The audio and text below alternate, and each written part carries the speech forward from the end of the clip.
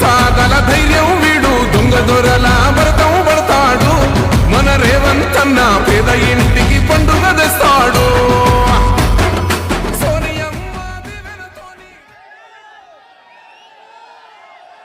మిత్రులారా, ఈరోజు వైఎస్ షర్మిల గారి నాయకత్వంలో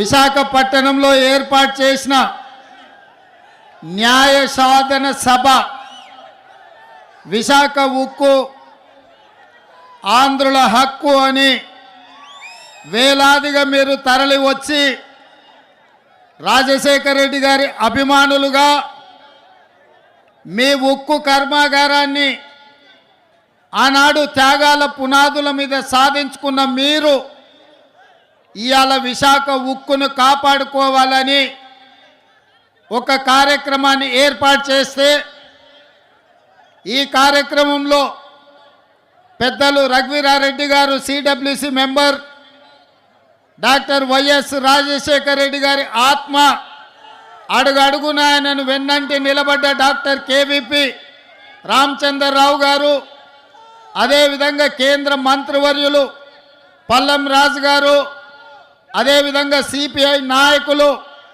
నారాయణ గారు, సిపిఎం నాయకులు, అదేవిధంగా కాంగ్రెస్ పార్టీ కార్యనిర్వాహక అధ్యక్షులు, జిల్లా పార్టీ అధ్యక్షులు మిత్రుడు రుద్రరాజు గారు, అదేవిధంగా మండల పార్టీ నాయకులు, గ్రామస్థాయి నాయకులు, రాజశేఖర రెడ్డి గారి అభిమానులందరికీ కూడా హృదయపూర్వకంగా నమస్కారం తెలియజేస్తున్న మిత్రులారా,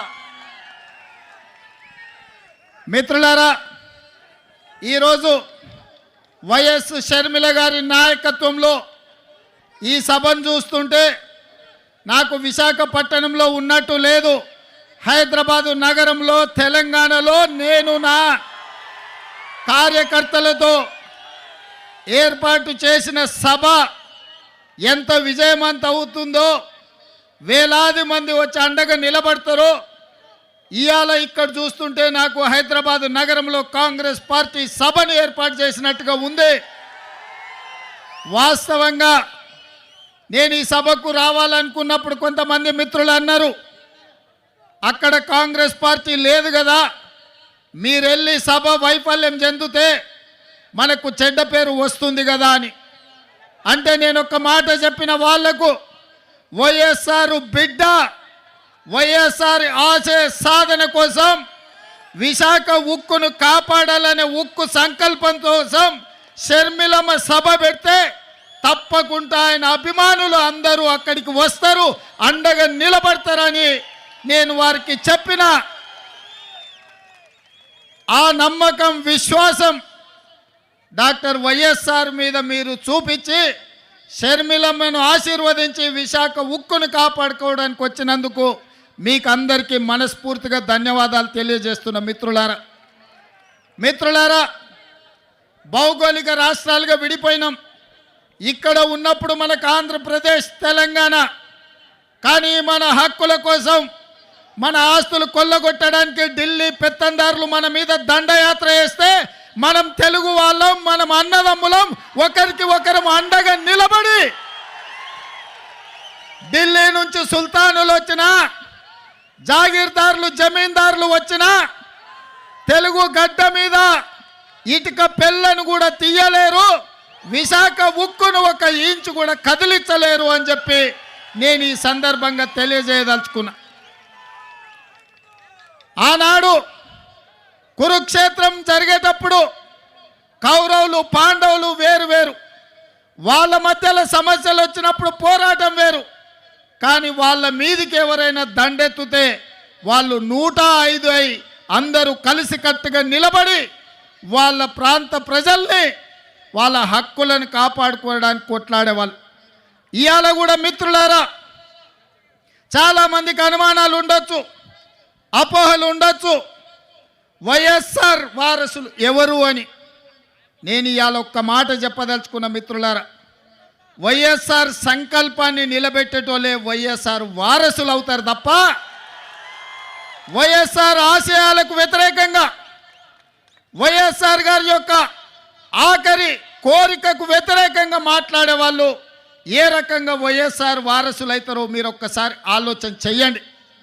ఇవాళ ఆంధ్రప్రదేశ్లో ఇక్కడున్న పరిస్థితులు, ఇక్కడి రాజకీయాలను కాంగ్రెస్ పార్టీ తెలంగాణ శాఖ అధ్యక్షుడిగా, తెలంగాణ రాష్ట్ర ముఖ్యమంత్రిగా కొన్ని సంవత్సరాల నుంచి నిశితంగా గమనిస్తున్నా. ఈ ప్రాంతానికి ఇక్కడ పాలించే నాయకులుగా మేము కావాలనుకుంటున్నారు, కానీ ప్రశ్నించే గొంతులు ఎవరి ప్రాంతంలో లేరు. ఎందుకంటే ప్రశ్నించే గొంతులు ఉన్నప్పుడే పాలకులు మన మాట వింటారు. ఢిల్లీలో ఉన్న మోడీ ఇవాళ ఈ ప్రాంతం మీద ఆధిపత్యం చెలాయించాలనుకుంటున్నాడంటే ఈ ప్రాంతం నుంచి మోడీని ప్రశ్నించే వాళ్ళు లేకపోవడం వల్లనే ఇవాళ మీ హక్కుల గురించి ఎవరు మాట్లాడతలేరు. 10 ఏళ్ళైనా మీ పోలవరం పూర్తి కాలే. 10 ఏళ్ళైనా ఆంధ్రప్రదేశ్కు రాజధాని ఎక్కడంటే ఎక్కడుందో చెప్పలేని పరిస్థితి ఇవాళ ఆంధ్రప్రదేశ్కు దాపురించింది. ఇవాళ ఈ ప్రాంతంలో ఈ ఆంధ్రప్రదేశ్ యొక్క ఆత్మగౌరవాన్ని ఢిల్లీలో తాకట్టు పెట్టిండ్రు. ఆనాడు ఈ తెలుగు రాజకీయాల నుంచి, ఈ తెలుగు నేల నుంచి నీలం సంజీవారెడ్డి గారు కావచ్చు, పివి నరసింహారావు గారు కావచ్చు, ఆ తర్వాతి తరంలో మనకు ఎన్టీఆర్ కావచ్చు, డాక్టర్ వైఎస్ఆర్ కావచ్చు, ఆ తర్వాత జైపాల్ రెడ్డి గారు కావచ్చు, వెంకయ్య నాయుడు గారు కావచ్చు, ఈ ప్రాంతం నుంచి, తెలుగు రాష్ట్రాల నుంచి, తెలంగాణ ఆంధ్రప్రదేశ్ ప్రాంతాల నుంచి, గల్లీ నుంచి ఢిల్లీ వరకు మన ఖ్యాతిని పెంచి ఈ ప్రాంత సమస్యల మీద కేంద్ర ప్రభుత్వాల నుంచి వాళ్ళు సాధించిన వాళ్ళు, దేశ రాజకీయాలను శాసించిన వాళ్ళు.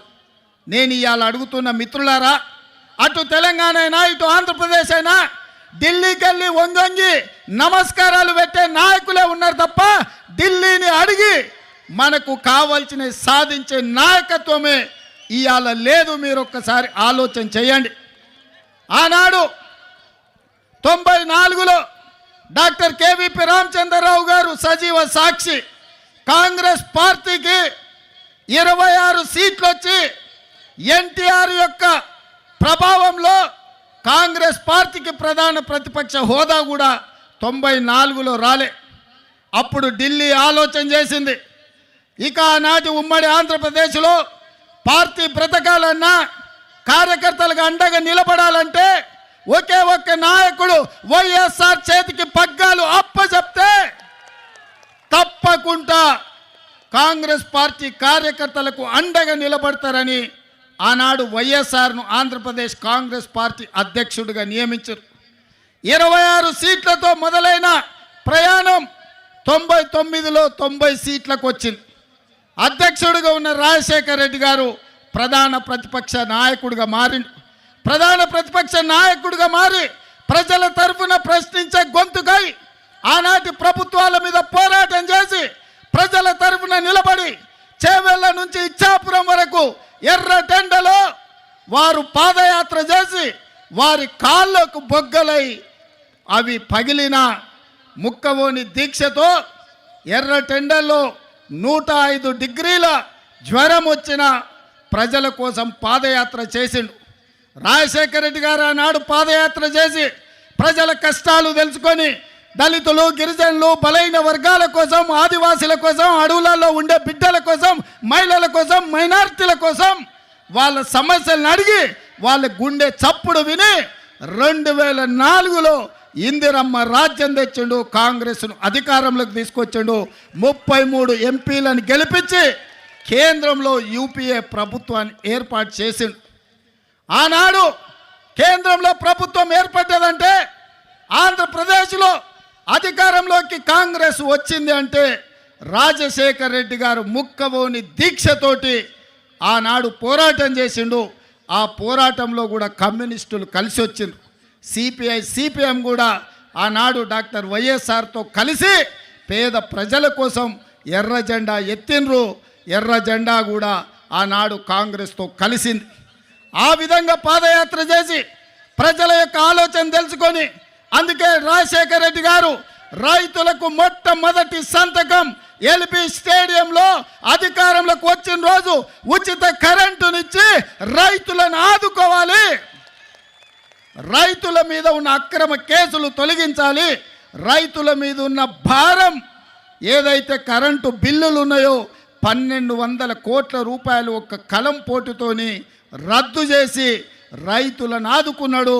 రైతులను వ్యవసాయం దండుగ కాదు, వ్యవసాయం పండుగ అని ఆ ఉచిత కరెంటు ద్వారా వైఎస్ఆర్ మనకు నిరూపించిండు. అదేవిధంగా ఆరోగ్యం అందక సర్కారు దవాఖానకు పోతే అక్కడి నుంచి అక్కడనే శ్మశానానికి పోయే రోజులు. పేదలను ఆదుకోవాలంటే రాజీవ్ ఆరోగ్యశ్రీ ఉండాలి. పేదలకు 2 లక్షల రూపాయలతోని ఉచితంగా వైద్యాన్ని అందించి అపోలో యశోద లాంటి ఆసుపత్రులు పేదవాళ్ళు ఎన్నడూ చూడలే. కానీ వైఎస్ఆర్ గారు ముఖ్యమంత్రిగా రాజీవ్ ఆరోగ్యశ్రీ పథకం తీసుకొస్తే బాజాప్తా శ్రీమంతులతో పాటు అపోలో యశోద హాస్పిటల్లో రాజీవ్ ఆరోగ్యశ్రీ అమలు జరిగింది. ఇదే కాదు, పేదవాళ్ళ బిడ్డలు చదువుకోవాలి, శ్రీమంతుల పిల్లలే నారాయణ లేకపోతే చైతన్యంలో ప్రైవేటు కాలేజీల్లో చదువుకుంటుంటే పేదల బిడ్డలకు, బీసీలకు, బడుగులకు, బలైన వర్గాలకు విద్య దూరం అవుతుంటే రాజశేఖర రెడ్డి గారు ఆలోచన చేసిండ్రు. పేదవాళ్ళ బిడ్డలు డాక్టర్లు, లాయర్లు, ఇంజనీర్లు, ఐఏఎస్లు, ఐపీఎస్లు, ఐఎఫ్ఎస్లు కావాలి, రాజ్యాధికారం వాళ్ళ చేతిలో ఉండాలి, చదువుకున్నప్పుడే వాళ్ళ జీవితాలు బాగుపడతాయని ఫీజు రియంబర్స్మెంట్ పథకాన్ని తీసుకొచ్చి పేదలకు అండగా నిలబడి ఒక